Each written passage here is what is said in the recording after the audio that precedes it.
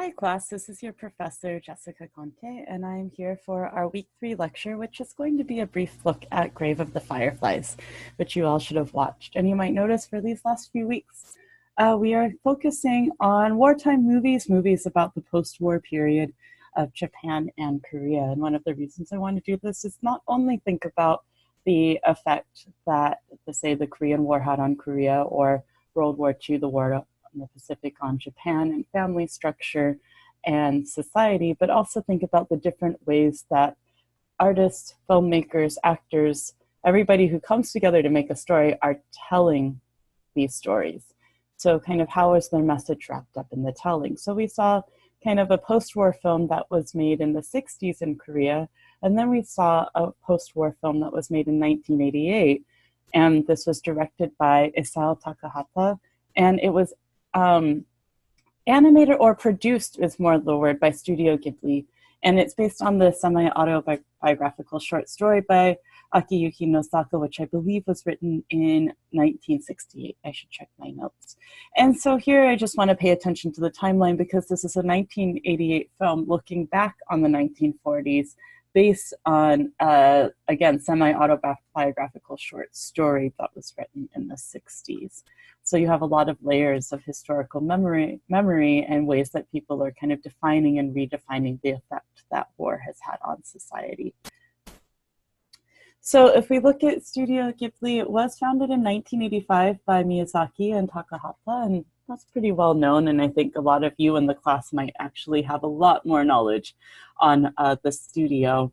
And again, the studio produced Grave of the Fireflies, and it's kind of known for Grave of the Fireflies, but kind of copyright ownership is under a different studio. But it really did kind of propel, the film was very highly received, and it helped propel some of the studio's fame.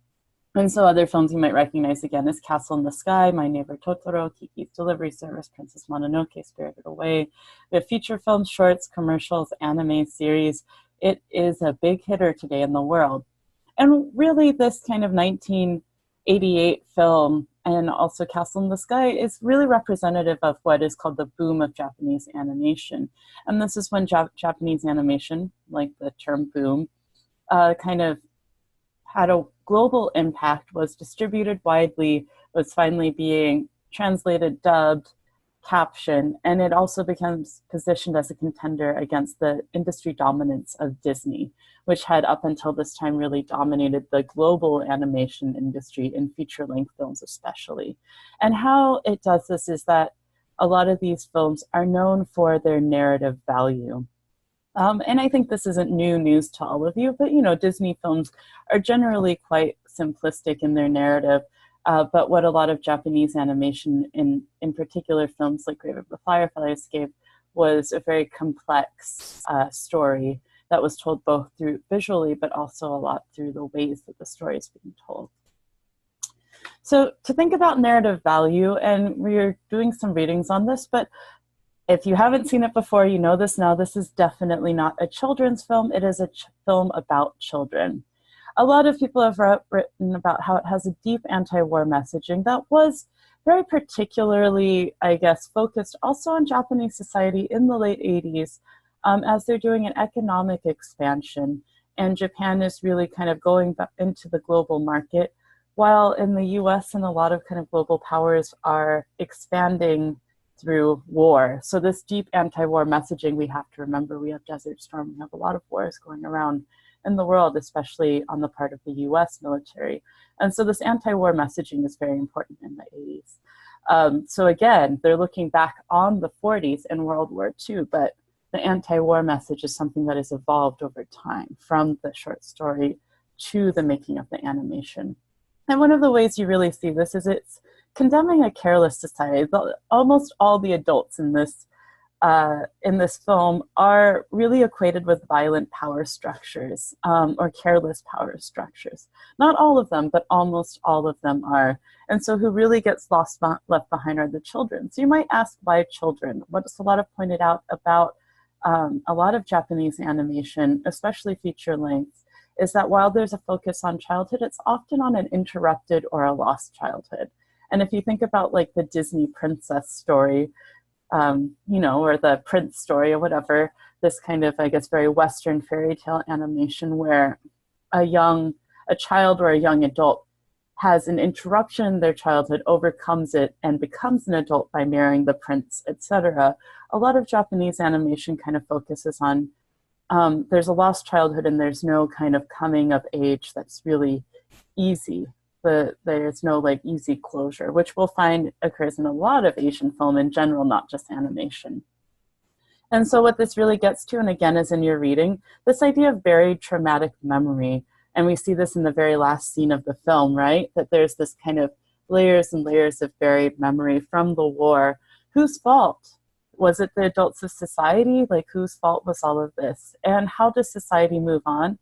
And who does it leave behind in order to move on? In this case, leaving behind children to move on, but the children are now more representative of kind of a lost generation, a lost moment in time, and like the immense loss of a society that was never allowed to grow because of the violence of war. So one thing that I really like focusing on with this, and this is because a mentor of mine was an animation consultant, is that we can also look at the films and how, you know, not just in the character building and the plot, they're building the story that makes us think about war and violence and family structure and the role of adults and children and so many things. If you just do a Google Scholar search of this film, you'll see all the different perspectives people have had on it. But the way that the animation is handled really does this. And so actually, I'm going to skip this one. I'm going a little bit out of order here. Sorry about that.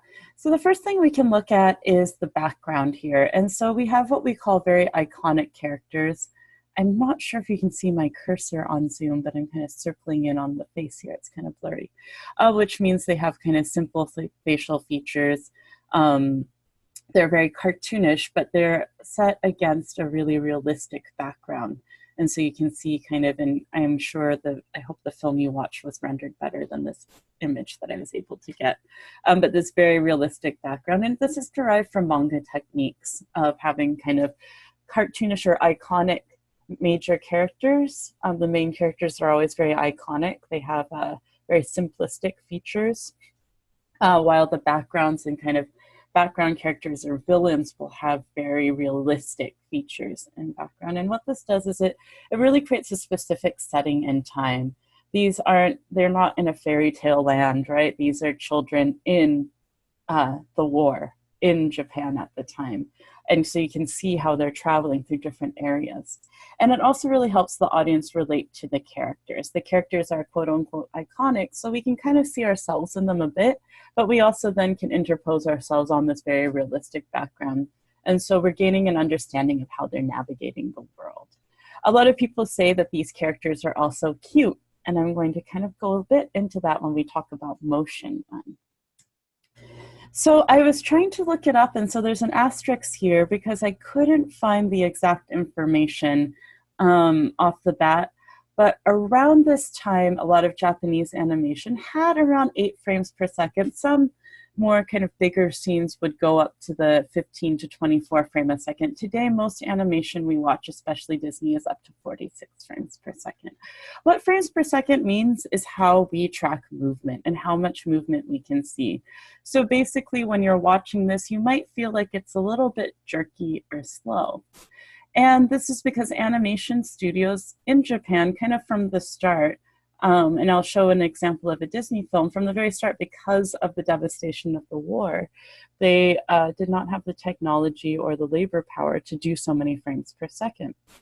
So they kind of worked around this by creating these iconic images, by using manga techniques to do these realistic backgrounds where you kind of see movement just from the drawing itself and not from actually the frames per second. And so this is very character building because every motion you have here is vital to the scene. They're doing it intentionally. They're doing it to show you something about the character or the scene. And what you also have is a huge focus on everyday motion. So the scene where they're eating and they're getting such joy out of eating. And so you really kind of feel that. And I don't know if you're like me, you might get kind of hungry watching this, but it's not, and it's because of the way that these characters are drawn in this iconic way. The scene really is adding to the narrative, and we're really relating to the scene. And this is, again, because of the way that motion is being shown to us. That kind of way he's slurping down from the cup and they're holding the chopsticks becomes a very intentional and very obvious part of the scene. It's kind of, I guess we could say, frozen for us for moments. So then if we go to, just for an example, in 1942, Disney released this film. It's not very long, animated. The first Goofy release was How to Play Baseball. And this was a huge impact in animation because they used a lot of frames per second, in particular in a scene where Goofy swings the baseball bat and they get this very dramatic full swing. And, you know, its release was just kind of to show off. If you watch the animation itself, it's quite boring. Well, I would say it's boring to us. And this is because a lot of Disney animation derives from early stage comedy, slapstick, and early motion pictures. Charlie Chaplin, Buster Keaton. I myself am a fan, but this is mostly, again, slapstick comedy. It's all about bodily movements.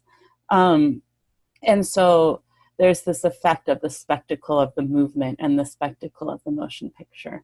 Again, I couldn't look up the exact frames per second for this film, but from sources that I found, in the 40s, the frames per second were about 15 to 24 for Disney, depending on the scene. And then they also use smear or blur techniques to really get speedy motion in, which means they add little blurs to make you to make an optical illusion of motion. And this is in 1942 that they're using more frames per second than Japanese animation was really doing in the 80s or 60s, 70s when they were doing more animation then as well, but during the boom.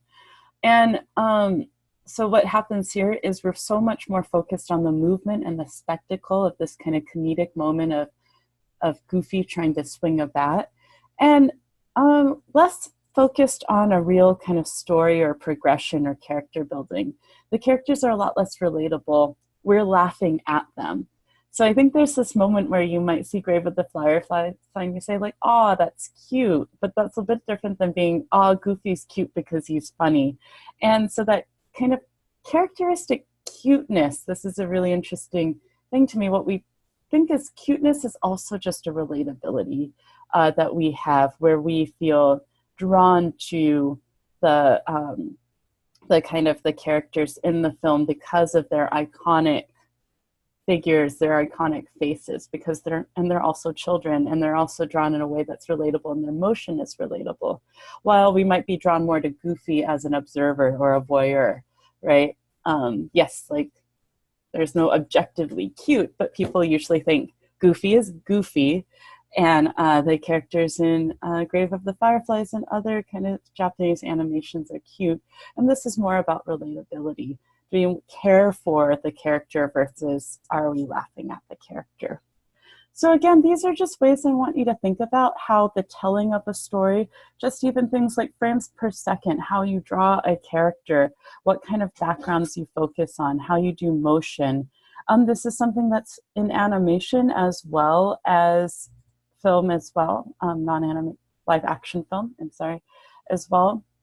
And it's always very intentional, and sometimes it's not intentional because it's a group of people putting this together, but this really affects what the message of the film is and how we're delivering it. So think about how this relatability of the characters and the kind of types of motion and scenes we have in Grave of the Fireflies makes us think about its anti-war message, about its social message, about how we think about society, children, and adults, and not see it just as kind of a historical documentary, because if they had wanted to do that, they wouldn't have done an animation, right? But it's something that is also being intentionally made in the late 80s as a statement on war. Thank you.